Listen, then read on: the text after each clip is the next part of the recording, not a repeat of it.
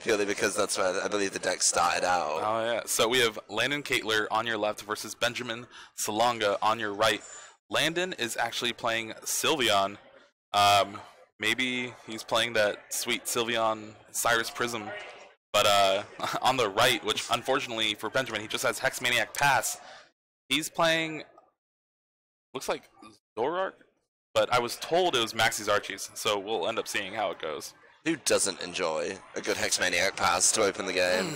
I love it. It's my favorite opening. It's so powerful, so consistent. It's definitely what you want to do against a deck that starts Eevee. Oh yeah. Energy Evolution is something that is very important to any and all Eevee decks. And I think he actually played a Gladion, is what we saw there. Take something out of his prizes, put the Gladion back, shuffle the prizes, the rare, have your opponent cut your prize cards. All 6 of them reordered. It's interesting. I think if oh no, this is a game here, folks. Colress for 2 on turn 2. You've got to wonder how bad is Benjamin's hand at this juncture. Well, hey, he got a Zoroark in play. Well, he can do some trading now. That'd be great. But apart from that, you've just got to wonder. Colress for 2 is that's a bad Colress. Oh yeah. Puzzle time. Look at the top 3, but he does have access to trade if he wants to. So if that third card was better, then this is really helping him out. Yeah, I know usually we don't like the puzzle of time for 1, but in this instance, I think it could probably be justified. Just about. Especially if you know you're going to trade into the top 2. Trading away a special charge as well, but just a pass. The perfect cards would have been double colorless Pokemon. Maybe like a Shaman EX. Yeah, Shaman would have been lovely there. Any way to attack and take out one of these EVs would have been great. Or, you know, at least go for it. But falling a little bit short. Even if Benjamin sat on a bad hand after that trade. I mean, he did trade and not use anything from it. Yeah. But it's going right back into the deck. So in the end, that play really coming to naught as Landen pretty desperate to try and get some Sylveon up right now. Yeah, he actually did not have Fairy Energy to attach to an Eevee for Energy Evolution. Gonna hope he finds it off this end because otherwise you do. Oh, he just got a Sylveon. Two Sylveons and a Max Potion. But is there an energy? No. He won't be able to use Magical Ribbon to attack from Sylveon. That's so powerful, being able to search a deck for 3 of any card. Well, he's got one in the top 3. He does put it on the top with the Puzzle of Time, so both players making sure they know what they're drawing into on this one. Do almost get a peep at Benjamin's hand, not so much. Well, it definitely has to be better than what he had before, right? Right, he does get the double colorless down, so Zoroark will be able to start attacking with the ever-popular Riotous Beating, and then hopefully start taking some knockouts. But the Sylveon getting into play is probably not quite as easy to take out. Computer search discarding a red card, and it looks like a Rescue Stretcher. Getting 1 of any card in Benjamin's deck. He definitely needs to get some Pokemon out, though. Yeah, I mean, you can't Riotous Beating without any Pokemon on the bench there. I do have to wonder if giving up the red card is the right play, especially with the Magical Ribbon. Yeah. Because that'd be a really nice card to basically deny them grabbing the cards from Magical Ribbon. Makes it a little bit pointless. Without a way to grab that back, he may be wanting it later in the game. Yeah, there is Puzzle of Times, though, so he'll have access to that if he chooses to. Granted, he did play 1 last turn. But it's also it's a good card. I don't know if I'd put it on my cards I Puzzle of Time for. Yeah. Definitely a ranking system there that does not often include red cards. Usually it's double colorless. Double colorless and something else, and a big supporter. So I think he actually computer searched for that Zorua, and then played the Verse Seeker for Colress for 4. Colress is getting slightly better over the course of this game, but still not ideal. He does get to Compressor now, so... So I'm safe to say this is not Maxie's Archies. So what you're telling me is you lied to me at the beginning of the day? Yeah, pretty much. Okay. Pretty much. As long as we're clear on that. Yeah, it's fine. It's okay. At least we still get to see Sylveon. Yeah, I mean, Sylveon's one of those decks that when it came out, a lot of people got really excited about it. But now it's kind of dwindled, even though you've got more ridiculous tools to disrupt your opponent with and expanded. Yeah. Just the fact that you have, like, copies of Flare Grunt, Zero Sick, Team Skullgrunt, Team Rocket's handiwork, like all that stuff just goes into making your opponent not being able to play the game, and that's what Sylveon wants to do. It's really fun. If your opponent can't play Pokemon, then they can't win. But it's interesting to see he actually manages to get a lot of wins out of it in Swiss yesterday, coming in at 7-2 and 0. So clearly adept at how to play it, not falling for those ties. Yeah, for sure. Both these players at 21 match points, and coming into the day, the consensus I've heard is 30 would be a bubble number for match points going into top 8. And speaking of Sylveon, this hand from Landen has been amazing. Max Potion on the Sylveon GX, Enhanced Hammer, discarding the double colorless, and then a Magical Ribbon, getting 3 of any card. This is what he wanted to do a couple turns ago. Yeah, I mean, that's the play you always want to be making with these Sylveon decks. If you can discard with Enhanced Hammer, not use your supporter for the turn to do it, that's great. The big question here is, can Benjamin reliably kind of keep up with this? Going through Benjamin's few turns that he's had, he's actually used a lot of resources that are very good in this matchup. He played that Puzzle Time just to look at the top 3, and then his one card in hand that he had to trade away was a Special Charge. Right. And that's something you really want. Yeah, I mean, with the amount of discarding of special energy is another one actually coming up into Landen's hand right there. Really, really interesting to see if Benjamin will be able to keep up with this. There we see 3 Zorks on the field now for Benjamin. Trade is in full effect. Yep. And there we see a red card. That's what he needed to do. The Magical Ribbon was going to be a problem. Well, he already ends. Oh. Yeah. I mean, just puts him down to 4 instead of the 6. Yeah, I mean, keeping resources out of Landen's hand is going to be so important. But the problem is, every turn he can just grab more resources with Magical Ribbon. Yeah, well, hey, that red card was very clutch for Benjamin there. It shuffled away a ton of energy disruption from Landen's hand. Yeah, that's the big one. He's getting rid of the Enhanced Hammers. So now we see a Nest Ball getting the Eevee out of the deck. And it looks like it just has a few energy, but he does have Magical Ribbon, so they kind of play this cat and mouse game, where it's like, all right, I'm going to get these 3 cards and force you to deal with it. If you don't, my next turn is going to be insane. Yeah, I really think that on this one, what we're going to have to see is... Oh, I think he played a Karen, shuffling in 3 executes. Oh, man. So the big thing now for Landen, though, is to get that energy denial back into play. Making sure that he doesn't have to deal with any more of these double colorless energies, because Sylveon's going to get knocked out in the long run. Just needs to be a little bit kind of cautious about that. Yeah, Sylveon GX does have resistance to fighting, so it's a little bit harder for Zoroark to actually take the knockout. I believe it doesn't actually take the one-hit knockout on a fully healed Sylveon. No, it falls. Falls a little bit short. Falls 10 short, I believe, but it's a very little bit. Most decks don't really play like Professor Kukui anymore, or things that to help your damage get over that hump. And so Benjamin's going to be playing that 2-shot game a lot.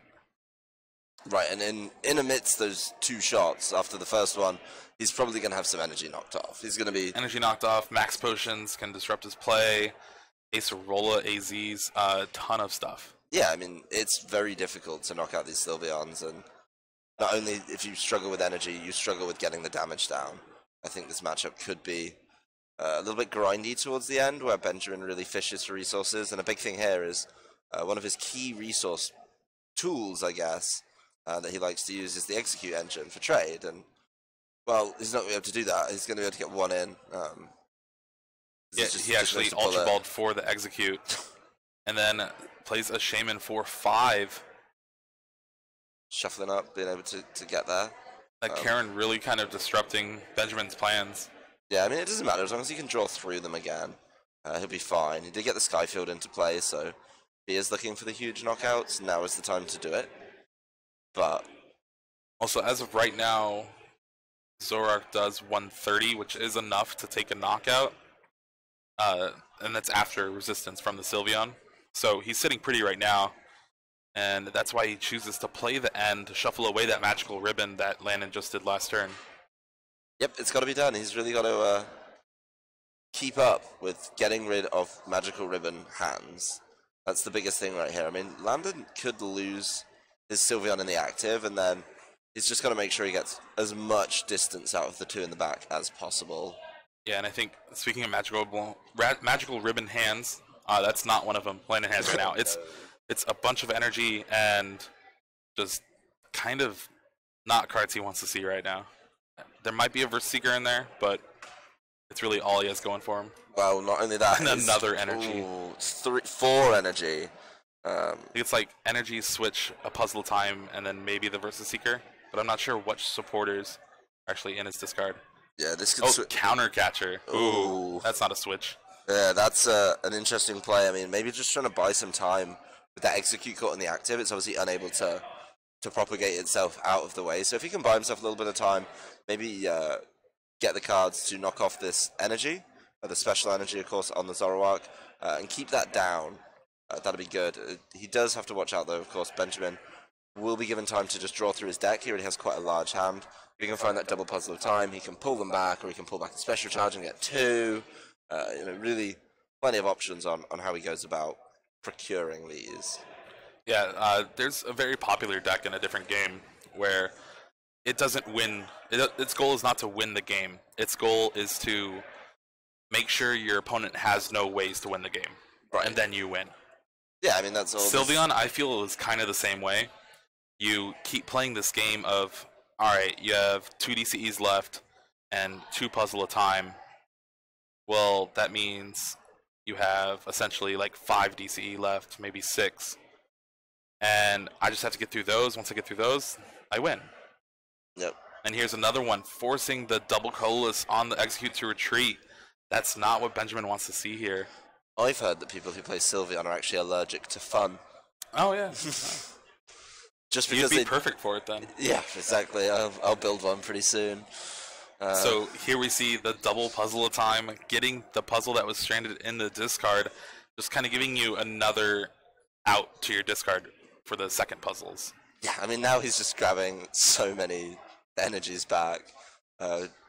Being able to bring back the special charge that he traded away earlier, or used for the Ultra Ball, and put them back in there. So when your deck's already down to, what, 10 cards? You're probably going to find them pretty quickly. And here we see another Versus Seeker for N again. Landen's really not been able to use any of his Magical Ribbon hands. It's just not been allowed. Yeah, well, when you're facing against a deck that plays N, 4 Versus Seekers, and double red card, it starts to get a little tough if they have the right draws. Right. Do you see... Man, he's not drawing the cards. He did get the Max Potion. Yeah, that's still... good. It does have the energy to replace it with as well, but... There's only so many times he can do that. It's right, 150. Thanks to the extra bench space provided by Execute. Max Potion coming down. And that's what this Sylveon deck does. Is like, okay, if you don't 2-hit me, I can just keep this thing going. Yeah, he does have to go in and Dowsing Machine. Grabbing a card out of the discard. I think that's a solid play. And here we see a Lysander on the Execute again. Just basically seeing, okay, you didn't have the Floatstone last turn, and you went through a good amount of your deck. I mean, he's in it just to get rid of these double colorless again. That's all he needs to do. I mean, if you look at the deck sizes, I think Landen's maybe a fraction bigger. It's not the size of your deck that matters, but the way you play with the cards left in it. That is a saying. It's definitely a saying.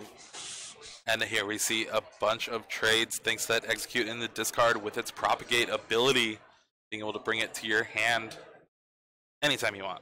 Yeah, and once it goes back in the discard, it's completely refreshed. Right back. You really only need one in there to keep reusing it. So I think 2's the sweet spot in Expanded, because that means all your Ultra Balls are free, all your computer switches are free, and Zoroark is the deck that kind of maximizes the full 4 because it allows you to just get a bunch of damage out of nowhere. Yeah, it allows for that big play where you just Skyfield, propagate, and dump them down. That's an extra 60 and the knockout. And the opposite of Skyfield, Parallel City comes down for Landen here, getting rid of the useless junk on Benjamin's side of the field, leaving just 3 Zoroark GXs. Does force him to try and find another Skyfield, though. Oh yeah, this Parallel City means Benjamin's going to have to take a lot of time to knock out Sylveon. And looking at him fanning out his deck, it only looks like maybe 7-8 cards left in him. Yeah, we do see, looks like the double puzzle in Landen's hand. I saw one, I can't vouch for the second, but that'd be big if he can hold on to that as well. I mean, Benjamin's going for it right now with the trades. Must have a shuffle draw supporter available to him. I mean, probably knows there's another VS Seeker in there, and then he's able to play the N. His hand is actually huge. Yeah, this could be risky though, because if he's planning on playing the N next turn after he draws his last card, Landen could just play a card like Team Rocket's Handiwork, discard the rest of Benjamin's deck, and then he's just lost. Well, Benjamin does find a big play here, the double puzzle play. Getting the floatstone that was in the discard as well. And the N. You have to wonder, you know, obviously he wants to get attacking again, but he didn't grab Skyfield? Skyfield, special energy with the double colorless. Like, must feel confident he can get it back, or he's got one in hand. There's the Skyfield. He had one.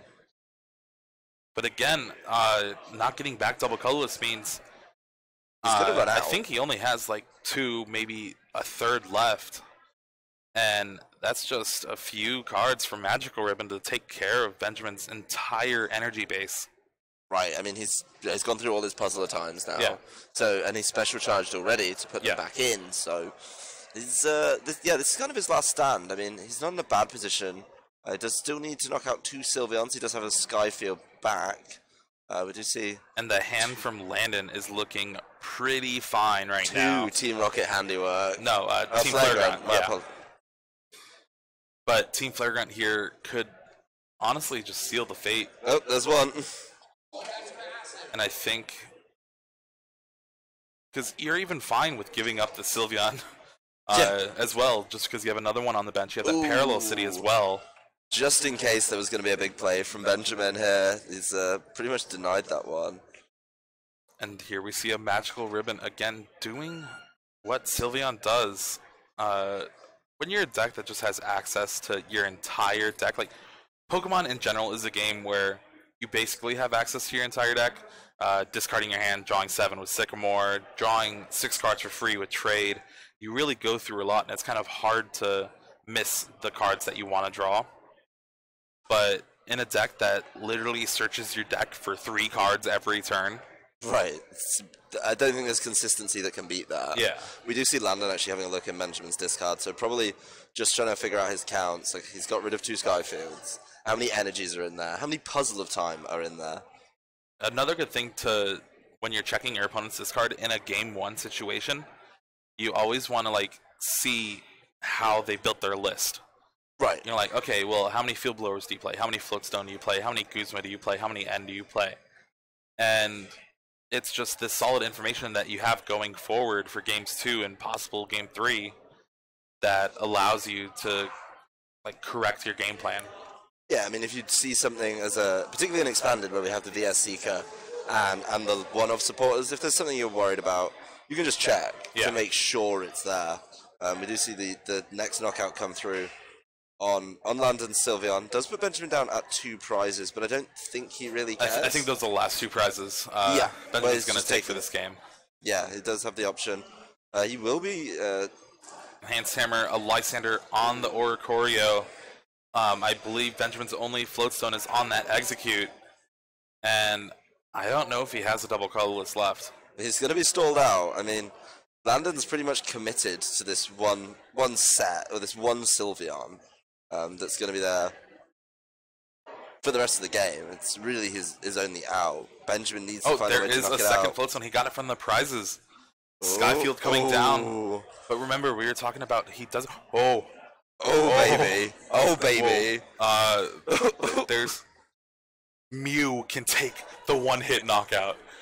Guys, okay, so we were talking about how Sylveon can tank a Zoroark GX because the resistance makes it only 190 damage, but Mew Does is not- not dark, so it takes the knockout, 210 damage, knocking out the Sylveon GX 4-game.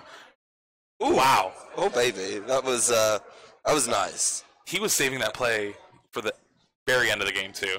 Well, now Landen's game plan is really, really in trouble. Oh yeah. For game 2, oh boy, you just can't wait until Mew comes out. So You have to wonder, was it in those 2 prizes that he pulled out? honestly, it might have been. Because there's no way he holds it that long. Were his 2 prizes Floatstone Mew? It could have been. Man. I mean, just not to see Mew when he was falling short on the damage. There was so many turns where he Yeah. had... I mean, we saw the turn where he had every card bar 1 in his hand. There's no way you don't play that if it's an option. Just start taking 1 hits. Oh yeah, for sure. And I'm still shocked by how it looked like Landen was just completely in control of that game. 1 double colorless left for Benjamin there, and he had it at the perfect time with the perfect cards. Yeah, I mean, Landen did a really good job of drawing up what he needed at the correct times, I guess, but Landen just throwing that basic down face up. It's alright, no reveal. Well, his hand's very good. Yeah. It's double level ball, and then an energy for energy evolution. 2 more EVs. Another nest ball as well. Okay. Just going for it with the EVs. No other way around this situation, really. No need for Bridget. We have the ball engine. Energy evolution for Sylveon GX coming down turn 1. One of the few ways you can actually evolve turn 1. Right, I mean, he can't capitalize off it. He can't attack yet, but... Yeah, but soon enough. It's coming. It's coming. He could attach a double colorless and plea GX this Bridget. Ooh. Ooh. Flea GX. Could be interesting. It's not as good against like a stage 1 deck as it is a stage 2 deck. Yeah, yeah. The joy of messing people's bench up is alive and well in the TCG See, right now. I just want him to like, drop a Vaporeon, play Cyrus Prism, and then plea GX. Get rid of Benjamin's whole bench. And then watch him throw out a really weak Riotous Beat in the next turn. Alright, Bridget gets the 3 Zorua on the bench. And then just a pass from Benjamin here. Parallel City, but that's not going to discard any resources from Benjamin. It's going to keep him limited, but I think right now it's really not a problem to see. Basically, Benjamin has all the resources he wants on the bench in his Zoroark draw engine. Yeah. He didn't need to waste bench space on a Lele.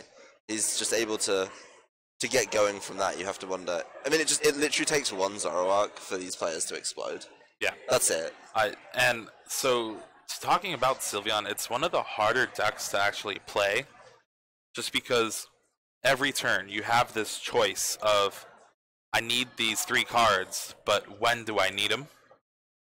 Like, okay, I'll get this card I can use for next turn, but I can get this Max Potion, but if he doesn't attack me, then I'd rather have this Parallel City, or I'd rather have this Energy, and at the same time, what's the point when you just get end every turn? Yeah. He may as well just grab 3 energy. Just bait it out of Benjamin. Just bait the ends early game. And it's going to be interesting to see if Benjamin actually has the N or red card here to disrupt the Magical Ribbon. There's the Tapu Lele. Could we see the N off the Wonder Tag? Just having a little look through. I mean, there's no real reason not to. There it is. Like, get it in your hand, play it, that way you have it in the discard, so you can burst Seeker or puzzle for it later on in the game. Yeah, he's just able to keep going. Unfortunately, he did not have any Zoroark GX to play down before that N. Well, the other good thing about this potential N that he has going on, I apologize for that, is going to be the ability to not only find a Zoroark, but also find a Execute. Yeah. So all he needs is 1 Zoroark, 1 Execute, and then he's off to the races. Really just propagate or trade it away, propagate if he can get another. Should be good. Potential for the Zoroark GX there. There it is. 1, 2. As many as 2. Battle Professor 4 eggs. Yeah, here we go. This deck is, I mean, it is very obvious why it's so consistent, purely because there are so many ways to get the eggs in the discard, and there's so many things you can do once they're in there. Yeah. So Speaking of Zorark, do you think it's too overpowered? Do you think it's affecting the format in a bad way or a good way? I think in Expanded it's a little... The fact of the matter is it has... The eggs engine is a little much. Yeah. But I think it has a very clear weakness, which is the fact that fighting decks are acceptably, all around decent now. I think keeps it in check just enough.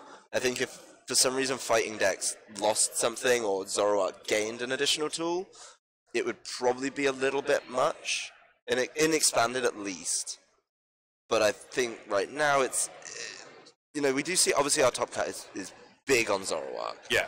But there's going to be people with the Glaceons, with the Aerodactyls of the world. There are ways around it, and I think as long as that keeps getting played and people look at these fighting deck options, then they'll be fine. Yeah, and as we've been talking, Benjamin's been putting on a clinic here. 3 Zoroarks, red card. He's drawn 6 free cards. Yeah, he's filled the bench with the Zoroarks and finished it up, of course, with the Mew. Mew with the double colorless as well. Yeah, he just needs to be able to get to a Skyfield at some point, and then... Skyfield, a way to retreat. It could be a little damaging, yet he does not have a way to retreat for the Mew, meaning no pressure. And looking at Landen's hand, he has that Parallel City, which could force a big choice from Benjamin here. I mean, I guess from Benjamin's side, you just get rid of the Tapu Lele. Tapu Lele and a Zoroark? Yeah. I mean... I don't know. I mean, I think after seeing how well it had done, keeping the Mew is probably wise. It would have been nice. I think it would have been easier if he could have got that Oricorio out. Would have just got rid of the 2 Psychic types, and that would have been done and dusted. But you've still got 2 Zoroark. You've still got your Mew. Time for that plea. Let's go. All right, but it is back on Benjamin's turn right now. He's really needing to find a Skyfield and get some cards with these trades. Remember, he still needs the full gauntlet that Zoroark decks usually go to hit that 210 damage output, and that's the full bench of 8 and the choice band with the double colorless. So I like this selection actually a lot from Benjamin to grab the computer search so he can get whatever he wants, and of course the red card to disrupt. He's got the eggs in there too. Hey, I guess puzzle time for red card's pretty good. Right now I'm looking at it and it's just he's not in the strongest position. Yeah. He doesn't have any energy in there, so there's no point playing to get them. And you may as well save your supporter for the turn to use something else and get the same effect of disrupting that magical ribbon with the red card. All right. He also has football's on back home, so red card's relevant. Rescue Stretcher coming down, shuffling in a Tapu Lele and the Zora and Zoroark that got discarded with Parallel City. Red card on the Landen, and then here we'll start the benching of all the Pokemon. Tapu Lele coming down, Winter Tech for Colress. Remember, he still needs quite a few cards. And a little Seismitoad there as well. Yeah. We didn't talk about it. It actually kind of snuck onto the top of the bench in game 1. Yeah. I don't think it's not exceptionally relevant. Kind of irrelevant, just because it loses so hard to Team Flare Grunt. Right. And maybe Zero Sick if Landon plays it. And just the fact that you only do 30, you'd much rather have this. Okay, calm down, Benjamin. Yep, here we go. Just draw everything you need off this course. Floatstone coming down on the active. Choice Band on the Mew. Has the Ultra Ball double egg for the Zorua. And then you just play down an egg and you're like, okay, I'll take the knockout on Sylveon. What are you going to do? Yeah, this gets rough. Especially after red carding Landon. He's counting. I think he realizes. You need that egg, boy. There it is. There we go. Oh no, he's trading it. Seeing if he can grab a basic another way. He's already pulled up the... Alright. There it is. And this has been a perfect turn from Benjamin here. You have to wonder, is there really any way out for Landen? Team Flag Grunt will buy him some time. So he's just going to try to stall a little bit. Remember, Benjamin only has access to 2 Floatstone.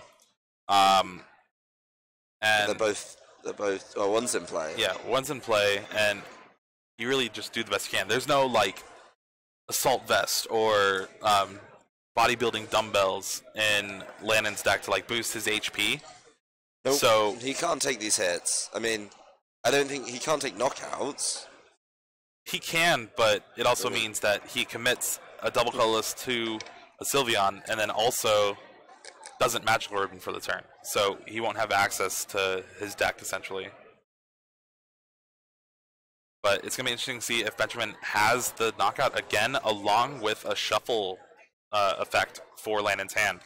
Right. He will Battle Compressor to start this turn out, so making sure everything he needs is in the discard. I mean, Benjamin's got the big hand. We're going to see Execute, X-Maniac, and something. Yeah, we actually see the Guzma as well hit the bin with that Battle Compressor. An option could be just versus Seeker for a Guzma, Yeah, and grab then the double other colorless Sylveon. and knock out the other Sylveon. Right. See, Ultra Ball again for a third Zoroark GX. oof. Yeah, this basically means Benjamin's gonna be able to grab a hold of his whole deck if he needs it to win a game. Yeah, but the thing he has to be worried about is his deck is getting pretty low. The random Team Rocket's handiwork that could come down. I don't think it would be too random at this point. Yeah, yeah. It's definitely something he's got to be careful of. And if he does use his turn to Double colorless red card, and then he has access to the Guzma as well. This is the best possible combination he can have because he does shuffle away the Magical Ribbon and has the Guzma to switch out. yeah, I mean it's gone. He just needs to make sure that Landen can't get rid of the rest of his deck. It's actually not a bad 4 off the red card, but I don't think Landen's going to be given much opportunity to deal with that. Oh, there's an N. I think that was Lucamine. Ah, Yeah. I don't know if this deck actually plays N. yeah, that's true, because you do want to just keep it with Magical Ribbon. But, yeah. It looked like the Benjamin old down. Ferris wheel. Yeah. The nice one. The best one. Yeah. Benjamin's down to 2 prizes now pretty quickly compared to last game as well. Still has plenty of his resources. Still has 2 puzzle times left. Still has his special charge. And I think there's only 1 double colorless in the discard. There's one. Yeah, Yeah, there's literally only one. If he doesn't have it in hand now, he's just going to be able to draw into it. So. And this is where you play this game of what do we actually do? Thankfully for Landon, he does have the enhanced stamina, and I think a Lysander as well. Which, it could be awkward if you had like a Team Flare Grunt and a Lysander and you had to choose between the two. Right. I mean, the big thing that basically wins or loses this game for Benjamin is... Oh. We're having a discussion. Oh, I think he ripped the sleeve. That's what happens when you shuffle your deck every single turn. Right. Drew knows about that because, Plays Aerodactyl. Aerodactyl, Well, Old Amber, you say that he bunch. shuffles his deck every turn. He shuffles his deck about 5 times Yeah. per turn. I think the over-under is probably 7, honestly. But yeah, here we see the Magical Ribbon. I think the rule, going back to Drew's deck, I think if he shuffles more times than cards you get off your Colress, you have to concede to him. I think that's the new rule. We'll get him on later and see if we can enforce it. Yeah, I'll tell him about it. But, okay, just a Magical Ribbon, but Benjamin essentially has access to his entire deck with 3 trades right now. Yeah, he just needs a double colorless and a VS Seeker to Guzma. No, the Or not VS even Seeker Guzma. doesn't really work because you take the 1 prize off Yeah. EV.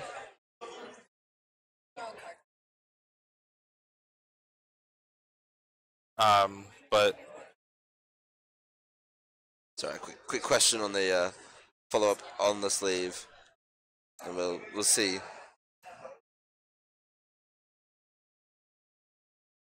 all right, back to the action. So Benjamin does need to find Floatstone over Guzma, just because the Guzma will only bring up the EV. Unless Floatstone's in the prizes. Yeah. But he knows at this point he's been in the deck enough. Well, hey, if he has access to his entire deck, he could Field Blower the Floatstone off his Oricorio, and then puzzle time it back to his hand. Has he got enough floatstone? Oh, there's just the floatstone right there. Okay, it's not in the prizes. My mistake. Double colorless, and that is There it game. is. We were like, wow, how's he going to find this floatstone? He's going to play it from his hand. Benjamin Salonga taking a pretty quick 2-0 against a deck that's supposed to play these long, drawn-out games, and on the back of MuEX. Yeah, I mean, to game one, I think he pretty much had it anyway. He was able to just about get there with two hits. I think he didn't have it if he didn't have the Mew.